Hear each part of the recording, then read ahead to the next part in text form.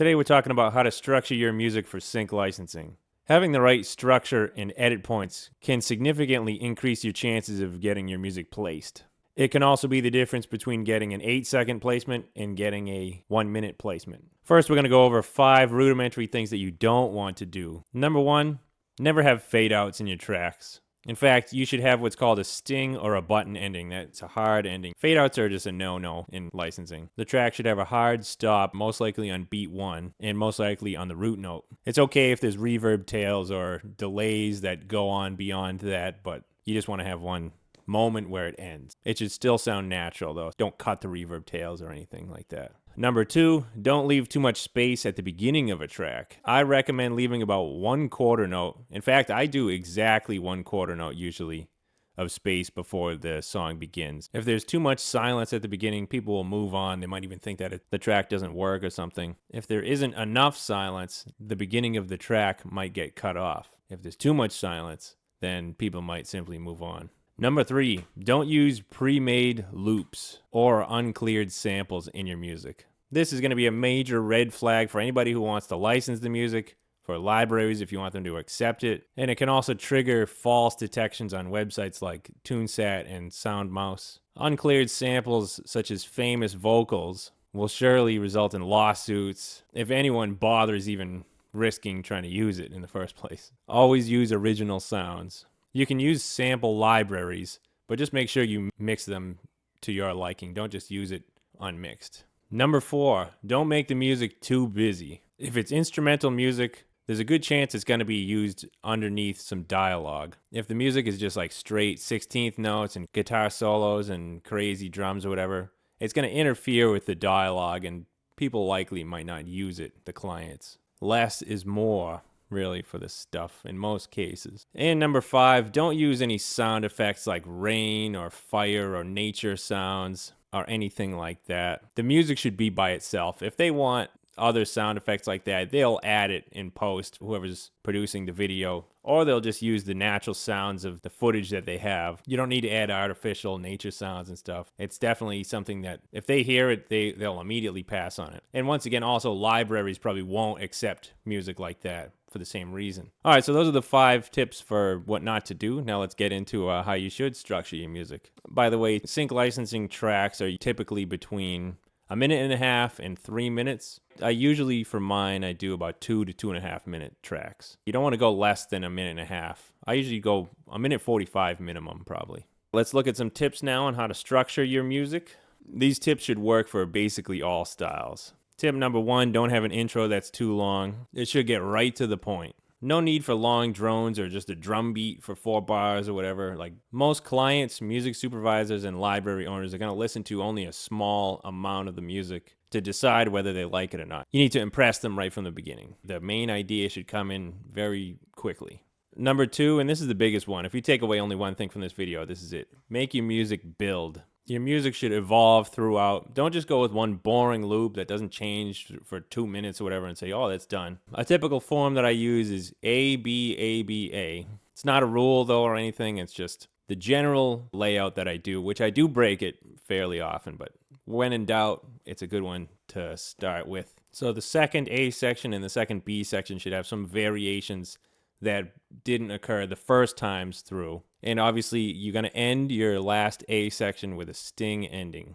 So some ideas: try adding new instruments every 2 or 4 bars. Shaker, tambourine, strumming guitars, etc. Something to just make it feel like something new is happening. Your first A section might look like this. Bar 1, start with rhythmic and chord instruments. Bar 2, add in your melody. Bar 3, add shaker or tambourine. Bar 4, increase the strumming pattern, or the comping style can change for the chord instruments, or you could add sound effects. The B section could change keys, or at least change the chord progression or change the riff. Something that it sounds different, but it should still sound like the same track. Try to use a new idea with all instruments in, maybe. Different instrument in the background could change, like shaker for the verses of the A sections.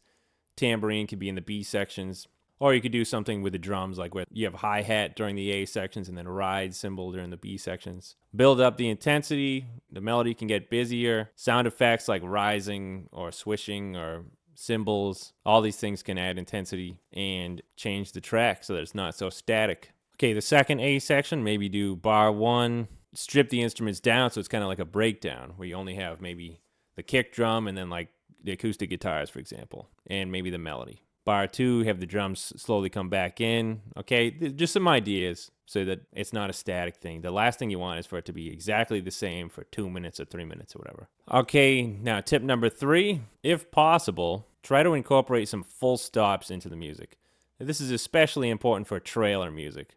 So if you have a big build up where it stops and it's just silent for half a bar or a bar, the reason to do this is because they make great edit points for whoever's editing the video. So yeah, just having some space in there is a good thing. And tip number 4, watch TV shows and commercials and pay attention to the music, especially if you like it. So finally, you have a reason to watch commercials. You can actually get some use out of them.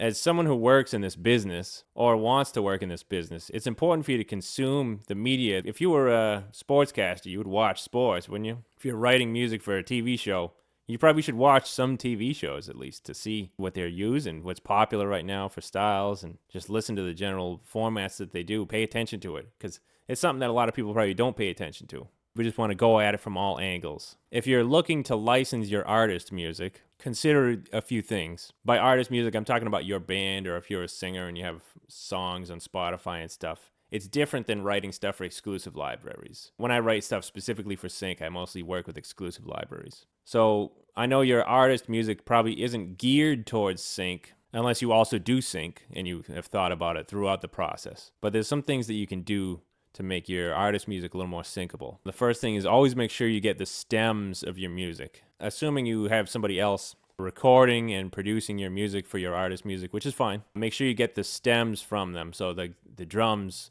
on their own, the guitars on their own, the vocals, the backing vocals, because you might need to create a different mix at some point, and having the stems just helps with that. Especially, you also want to get an instrumental version of the song and then just a vocal only version, so they could be mixed together in a way that's slightly different than it is. So yeah, grab the stems before you finish up the project with the producer that you're working with. Stems, instrumental version, and at least the vocals. You might also need to create shortened versions of your songs. Basically radio edits where there are fewer instrumental sections, shorter intros, maybe you cut out the guitar solo or whatever, stuff like that. And stay tuned for an upcoming video where I'm going to actually discuss how to create these alternate edits. So there we have it. The most important thing to consider when you're writing music for sync is that the music is interesting and builds up. At the end of the day, it's just music. So if the music is good, people will like it. If the music is boring or low quality, chances are people aren't going to like it. This field is very competitive now. It's a lot more competitive than it was 5 or 10 years ago.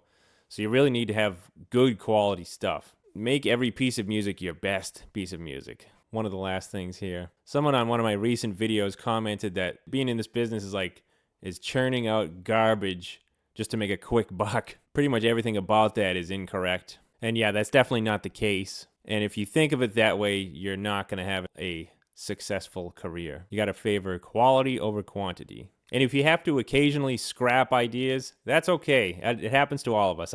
Probably a few times a year, I'll write a couple tracks or I'll get started. And just I'm not crazy about the way it's sounding after I've done a couple things to it. So I just give up on it. It's really not a big deal. It's going to happen. Better to start a new one that you are excited about than endlessly work on one that's just not working. Yeah, if you're excited about it, that will drive the creativity. Yeah, so that's about it, guys. Let me know if you have any questions about any of this. And thanks for watching. We'll see you in the next one.